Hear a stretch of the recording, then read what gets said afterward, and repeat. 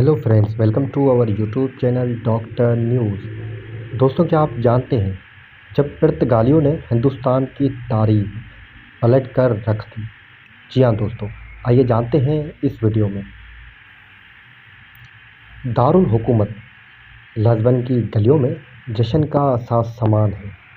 लोग जुलूस की शक्ल में साहिल का रुख कर रहे हैं, जहाँ 4 नए नकूद जहाज़ एक लंबे सफ़र का आगाज़ करने के लिए तैयार खड़े हैं। शहर के तमाम सरकुदा पादरी भी जर्क बर्क लिबास पहने आशीर्वाद देने पहुंच गए हैं और हम आहंग होकर मुनाजातें गा रहे हैं और हुजूम उनके आवाज़ से आवाज़ मिला रहा है। बादशाह दो म्यूनोइल इस मुहिम में ज़ाती दिलचस्पी ले रहे हैं और उन्होंने उसकी कामयाबी के लिए ख़जाने के मुंह खोल दिए हैं। वास्को दी गामा की क़यादत में चारों जहाज़ तवील बहरी सफ़र के लिए दरकार जदीद तरीन अलाट और ज़मीन और आसमानी नक्शों से लेस हैं। साथ ही साथ उन पर इस दौर के जदीद तरीन तोपें भी नस्ब हैं। जहाज़ के अमले के 170 के करीब जाओं ने बगैर आस्तीनों वाली कमीज़ें पहन रखी हैं। उनके हाथों में जलती हुई मोमबत्तियाँ हैं और वो एक फ़ौजी दस्ते की तरह जहाज़ों की तरफ सुस्त रवैये से मार्च कर रहे हैं। ये लोग इस मंज़र की एक झलक देखने और मलाहों को रुखसत करने पहुँचे हैं। उनकी आंखों में गम और खुशी के मिले जुले आंसू हैं। वो जानते हैं कि बरसों पर मुहित इस सफ़र पर जाने वालों में से बहुत से या शायद सभी वापस नहीं आ सकेंगे। उससे बढ़कर उन्हें यह भी एहसास है कि अगर इस सफ़र कामयाब रहा तो यूरोप की एक खदरे में वाक़या छोटा सा मुल्क पुर्तगाल दुनिया की तारीख का एक नया वर्क उल्टने में कामयाब हो जाएगा। तारीख की नई करवट। यह एहसास दुरुस्त साबित हुआ 10 माह और 12 दिन बाद जब यह बहरी बेड़ा जनूबी हिंदुस्तान के साहिल पर उतरा, तो उसकी बदौलत यूरोप के बहरी तन्हाई ख़त्म हो गई। दुनिया के मुखालिफ समतों में वाक़ मशरिक़ व मगरिब पहली बार समंदरी रास्ते से एक दूसरे से न सिर्फ जुड़े बल्कि टकरा गए। बहरे ओकियानूस और बहरे हिंद आपस में मुंसलिक होकर एक शाहराह बन गई और दुनिया की तारीख ने एक नई करवट बदल दी। दूसरी तरफ ये किसी यूरोपीय मुल्क की जानिब से एशिया और अफ्रीका में नौ आबादियात कायम करने का पेश खेमा भी साबित हुआ, जिसके बायस दर्जनों मुल्क सदियों तक बदतरीन इस्तेहसाल की चक्की में पीसते रहे, जिससे निकलने की खातिर वो आज भी हाथ पैर मार रहे हैं। इस वाक़े ने बरसगीर की तारीख को कभी यूं झुंझार दिया कि आज हम जो ज़िंदगी गुजार रहे हैं, वास्को डी गामा की इस सफ़र के बगैर उसका तस्वुर भी मुमकिन नहीं। इस तारीख साज सफ़र की बदौलत बरसगीर बल्कि तमाम एशिया पहली बार मकई, आलू, टमाटर, सुर्ख मिर्च और तंबाकू जैसे फसलों से रोशनास हुआ, जिनके बगैर आज की ज़िंदगी का तस्वुर नहीं किया जा सकता। पुर्तगालियों ने बरसगीर की सकाफ़त को किस तरह मुतासिर किया, आइए जानते हैं। उसकी मिसाल हासिल करने के लिए जब आप बाल्टी से पानी अंडेल कर साबुन से हाथ धोकर तौलिए से सुखाते हैं और अपने वरांडे में फेटे से नाप कर मिस्त्री से एक फालतू कमरा बनवाते हैं और फिर नीलाम घर जाकर उस कमरे के लिए अलमारी, मेज़ और सोफ़ा खरीद लाते हैं और फिर चाय पर्च में डालकर पीते हैं, तो एक ही उर्दू फ़िक्रे में पुर्तगाली के 15 अल्फाज इस्तेमाल कर चुके होते हैं। हिंदुस्तान में गैर मामूली दिलचस्पी। ये पुर्तगाल के हिंदुस्तान तक पहुंचने की पहली कोशिश नहीं थी। मगरबी यूरोप का ये छोटा सा मुल्क कई अशरों से अफ्रीका की मगरबी साहिल के नक्शे बंदी कर रहा था और उस दौरान सैकड़ों मलाहों की कुर्बानी भी दे चुका था। आखिर यूरोपी पुर्तगाल को हिंदुस्तान में इस कदर दिलचस्पी क्यों थी कि वो इस पर इस कदर वसाइल झोंकने के लिए आमदा हो गया? अभी कुछ ही अरसे कबल 1453 में उस्मानी सुल्तान मोहम्मद फ़ातेह ने कुस्तुंतनिया पर कब्ज़ा करके यूरोप की बुनियादें हिला दी थी। अब मशरिक़ से तमाम तर तिजारत उस्मानियों या फिर मिस्री ममलिकों के ज़रिए ही मुमकिन थी, جو ہندوستان اور ایشیا کے دوسرے علاقوں سے درآمد ہونے والی مصنوعات خاص طور پر مسالہ جات پر بھاری ٹیکس وصول کرتی تھی۔ دوسری طرف خود یورپ کے اندر وینس اور جینوا نے ایشیا کے ساتھ زمینی راستوں سے ہونے والی تجارت پر اجارہ داری قائم رکھی تھی، جس سے دوسرے یورپی ملکوں خاص طور پر اسپین اور پرتگال کو بڑی پرخاش تھی۔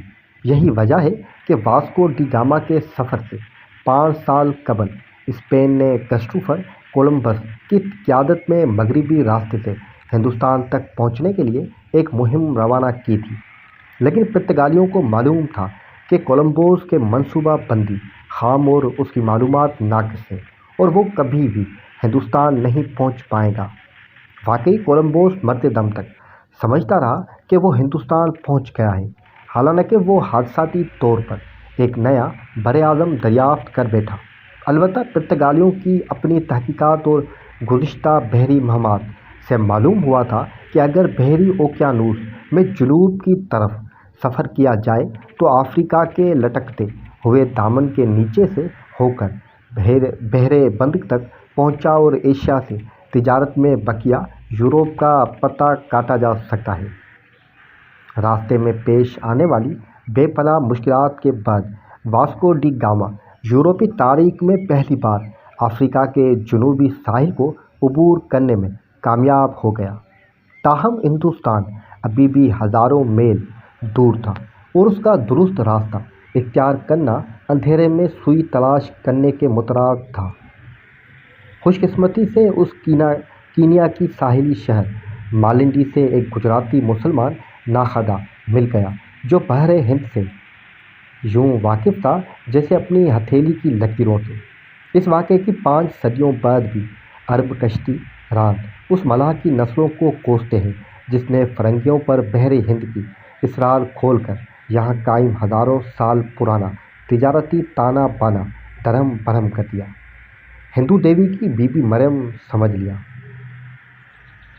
اس ناخدا کی رہنمائی میں 20 میں سن 1498 کو 12,000 میل کے سفر اور عملے کی درجنوں افراد گنوانے کے بعد واسکو ڈی گاما بالآخر ہندوستان میں کالی کٹ کے ساحل تک پہنچنے میں کامیاب ہو گیا۔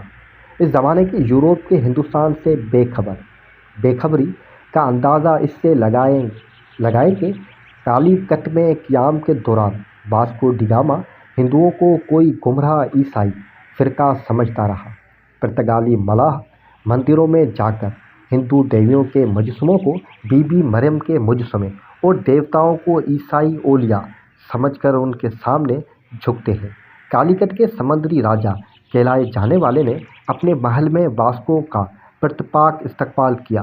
برستی بارش میں واسکو کو چھتری لگی پالکی میں بٹھا کر بندرگاہ سے دربار تک لایا گیا، لیکن یہ خوشگواری اس وقت تلخی میں بدل گئی جب اس زمانے کے دستور کے مطابق واسکو نے راجا کو جو تحائف پیش کیے، سرخ رنگ کی ہیٹ، پیتل کے برتن، چند سیر چینی اور شہد، وہ اس قدر معمولی نکلے کہ وزیر مہمانداری نے انہیں راجا کو دکھانے سے انکار کر دیا۔ اس کا نتیجہ یہ نکلا کہ مقامی حکام واسکو ڈی گاما کو کسی امیر کبیر ملک کے شاہی سفیر کے بجائے بحری قزاق سمجھنے لگے۔ لاجواب پرتگالی ٹوپے۔ سمندری راجا نے واسکو کی جانب سے تجارتی کوٹھیاں قائم کرنے اور پرتگال تاجروں کا ٹیکس معاف کرنے کی درخواست رد کر دی۔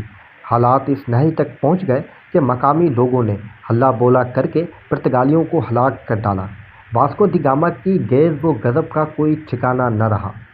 اس کے جہازوں میں جو توپیں نصب تھی اس کا سمندری راج کے پاس کوئی جواب نہیں تھا۔ انہوں نے کالی کٹ پر بمباری کر کے کئی عمارتیں بشمول شاہی محل تباہ کر دیے اور سمندری راجا کو اندرون ملک فرار ہونے پر مجبور کر دیا۔ سفارتی ناکامی اپنی جگہ، لیکن کالی کٹ میں 3 ماہ کے قیام کے دوران یہاں کی منڈیوں سے واسکو کو پیش قیمت گرم مسالے اتنی مقدار میں اور اتنے سستے داموں ہاتھ آیا کہ اس نے جہاز کو جہاز بھروا دیے۔ تمام عیسائی دنیا کے لیے مسائل۔ واپسی کے سفر بے حد مشکل ثابت ہوا۔ نصف و عملہ بیماری اور ایک جہاز طوفان کا شکار ہو گیا۔ بالآخر لزبن سے روانگی کے تقریباً ٹھیک 2 سال بعد 10 جولائی 1499 کو 28,000 کلومیٹر کا سفر طے کرنے کے بعد جب پرتگال بیرا واپس لزبن پہنچا، واسکو ڈی گاما اپنے بھائی کی بیماری کے باعث ایک جزیرے پر رک گیا تھا تو ان کا شاہانہ استقبال کیا گیا۔ یہ الگ بات کہ 170 کے عملے میں صرف 54 آدمی زندہ لوٹ پائے تھے۔ شاہ دوم مینوئل نے یہ بات یقینی بنائی کہ تمام یورپ کو اس کی کامیابی کی فوری اطلاع مل جائے۔ انہوں نے اسپین کے ملکہ ازابیل اور شاہ فرڈینڈ کو خط لکھتے ہوئے مذہبی کارڈ کھیلنا ضروری سمجھا۔ خدا کے کرم سے وہ تجارت جو اس علاقے کے مسلمانوں کو مالدار بناتی ہے اب ہمارے سلطنت کے جہازوں تک منتقل ہو جائے گی اور یہ مسالہ جات تمام عیسائی دنیا کو فراہم کیے جائیں گے۔ لیکن سوال یہ تھا کہ ایک چھوٹا سا ملک ہزاروں میل دور سے وسیع پیمانے پر قائم تجارتی نیٹ ورک کیسے ٹور پانے کی امید رکھ سکتا ہے؟ پرامن تجارتی رشتے۔ واسکو نے کالیکٹ میں اپنے قیام کے دوران مسلمانوں کے کم از کم 1500 جہاز گنے تھے، لیکن اس نے ایک دلچسپ بات بھی نوٹ کی تھی۔ یہ جہاز اکثر و بیشتر غیر مسلح ہوا کرتے تھے۔ بحر ہند میں ہونے والی تجارت بقائی باہمی کے اصولوں پر قائم تھی اور محصول اس طرح طے کیا جاتا تھا کہ دونوں اطراف کو فائدہ ہو۔ پرتگال ان اصولوں پر کام نہیں کرنا چاہتا تھا۔ اس کا مقصد طاقت کے ذریعے اپنی اجرا داری قائم کر کے تمام دوسرے فرقوں کو اپنی شرائط پر مغلوب بنانا تھا۔ جلد ہی اس منصوبے کی خد و خال واضح ہو گئے۔ واسکو ڈی گاما کی آمد کے 6 ماہ کے اندر جب پدرالواریس کبرال کی قیادت میں دوسرا پرتگالی بیڑا ہندوستان کی سمت روانہ ہوا تو اس میں 13 جہاز شامل تھے اور اس کی تیاری تجارتی مہم سے زیادہ جنگی کارروائی کی تھی۔ ہر ممکن فائدہ۔ کبرال کو پرتگالی بادشاہ نے جو تحریر ہدایت نامہ دیا اس سے عزائم واضح ہو جاتے ہیں۔ تمہیں سمندر میں مکے کی مسلمانوں کا جو بھی جہاز ملے اس پر ہر ممکنہ کوشش کر کے قبضہ کرو اور اس پر لدے مال تجارت اور سامان اور جہاز پر موجود مسلمانوں کو اپنے فائدے کے لیے استعمال کرو، ان سے جنگ کرو اور جتنا تم سے ہو سکے انہیں نقصان پہنچانے کی کوشش کرو۔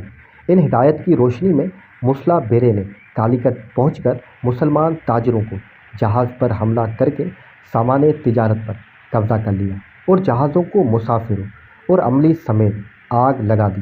اس پر اکتفا نہ کرتے ہوئے کبرال نے کالیکٹ پر 2 دن تک بمباری کر کے شہریوں کو گھر بار چھوڑ کر بھگانے پر مجبور کر دیا۔ یہ وجہ ہے کہ جب وہ کوچے اور کنور کی بندرگاہوں پر اترا تو وہاں کے راجاؤں تک افسانے پہلے ہی سے پہنچ چکے تھے، اس لیے انہوں نے پرتگالیوں کو ان کے شرائط پر تجارتی مراکز قائم کرنے کی اجازت دے دی۔ کبرال کے مسالہ جات سے لدے جہاز جب واپس پرتگال پہنچے تو جتنی شادیانے لزبن میں بجائے گئے اس سے زیادہ ماتم وینس میں دیکھنے میں آیا۔ ایک تاریخدان لکھتے ہیں، یہ وینس کے لیے بری خبر ہے۔ وینس کے تاجر صحیح معنوں میں مشکل میں گھر گئے ہیں۔ گنبوت تجارت۔ یہ پیش گوئی درست ثابت ہوئی جب 1502 میں وینس کے جہاز مملوک اسکندریہ کے بندرگاہ پر پہنچے تو معلوم ہوا کہ وہاں مسالہ نہ ہونے کے برابر ہے اور جو ہے بھی اس کی قیمتیں آسمان تک پہنچ چکی ہیں۔ اگلی بار جب واسکو ڈی گاما نے ہندوستان کا سفر اختیار کیا تو اس کے تیور کچھ اور تھے۔ اس نے افریقہ کی مشرقی ساحلی شہروں کو بلا وجہ اور بلا امتیاز بمباری کا نشانہ بنایا اور خراج وصول کیے بغیر اور یہ وعدہ لیے بغیر کہ وہ آئندہ مسلمان تاجروں سے تجارت نہیں کریں گے، وہاں سے نہیں ٹلا۔ گن بوٹ ڈپلومیسی بلکہ گن بوٹ تجارت کہ اس سے عمدہ مثال ملنا مشکل ہے۔ ہندوستان کے سفر کے دوران جو جہاز اس کے راستے میں آیا وہ لوٹ کر ڈبو دیا گیا۔ اسی دوران حاجیوں کا ایک میری نامی جہاز اس کے ہاتھ لگ گیا جس پر 400 مسافر سوار تھے جو کالیکٹ سے مکہ جا رہے تھے۔ واسکو نے مسافروں کو باندھ کر جہاز کو آگ لگا دی۔ انہی شاہدین کے مطابق جلتے ہوئے جہاز کے عرش پر عورتیں اپنے بچے ہاتھوں میں اٹھا کر رحم کی بھیک مانگتی رہی اور واسکو اپنے جہاز سے تماشا دیکھتا رہا۔ مالابار کے ساحلوں پر آج بھی میرے کی تباہی کے لوہے پڑھے جاتے ہیں۔ اس کا واضح مقصد پورے خطے میں پرتگالی دہشت پھیلانا تھا۔ واسکو اپنے مقصد میں پوری طرح کامیاب رہا۔ یہ خبریں بحری راستوں پر سفر کرتے ہوئے بحری ہند کے طول و عرض میں پہنچ گئی۔ ہندوستان کے ساحلی شہروں کے پاس پرتگالی توپوں کے علاوہ ان کے جارحانہ ذہنیت کا کوئی جواب نہیں تھا۔ ان کے پاس اب تجارتی کنجیاں واسکو کے حوالے کرنے کے علاوہ کوئی چارہ نہ رہا۔ یہ اندھا دھند جارحیت مغربی استعمار کی اطلاع کی عملی مثال تھی۔ مقامی راجاؤں کے لیے یہ بات ناقابل یقین تھی کہ کوئی کسی کو سمندر میں سفر کرنے سے کیسے روک سکتا ہے۔ بحری قزاقی ایشیا میں واسکو کی یہ اقدامات تجارت کے بجائے بحری قزاقی سمجھے گئے، لیکن یورپ میں یہ روز مرہ کا معمول تھا۔ پرتگالی دوسرے یورپی ملکوں سے سرتور مسابقت، تجارت میں فوجی طاقت کے عمل دخل اور فوجی طاقت میں جدید ترین ٹیکنالوجی کے استعمال کے عادی تھے۔ یہ تمام بحر ہند پر پرتگالی اجارہ داری کا آغاز تھا۔ مقامی راجاؤں نے مقدور بھر مزاحمت کی کوشش کی، لیکن ہر مدبیر میں انہیں بار ہار کے منہ دیکھنا پڑا، جس کا نتیجہ یہ نکلا کہ آنے والے دیر صدیوں میں پرتگالیوں نے کومور، کوچن، گوا، مدراس اور کالیکٹ کے علاوہ کئی دوسرے ساحلی علاقوں میں سمندر پار مقبوضہ حکومت قائم کر لی اور وہاں اپنے وائسرائے اور گورنر مقرر کرنے لگے۔ دوسرے یورپی ملک یہ تمام کھیل بڑی دلچسپی سے دیکھ رہے تھے اور یہی عمل بعد میں وینڈیزیوں، فرانسیسیوں اور بالآخر انگریزوں نے ایسٹ انڈیا کمپنی کی صورت میں دہرایا اور پرتگالیوں کو انہی کی کھیل میں شکست دے کر نہ صرف ہندوستان بلکہ پوری بحر ہند پر قبضہ جما لیا۔ صرف گوا، دامن اور دیو کے علاقے برصغیر کی آزادی تک پرتگالیوں کے پاس رہی۔ آخری دسمبر سن 1961 میں انڈیا نے فوجیں بھیج کر یہ تینوں علاقے پرتگالیوں سے چھین لیے۔ تجارتی نیٹ ورک لیکن اس سے قبل کے دیر صدیوں تک پرتگالی ہندوستان سے گرم مسالہ، ادرک، الائچی، لونگ اور کپڑا ملایا سے دال چینی، چین سے ریشم اور برتن یورپ لے جاتے اور وہاں سے اس کے ساتھ ہی وہ یورپی شراب،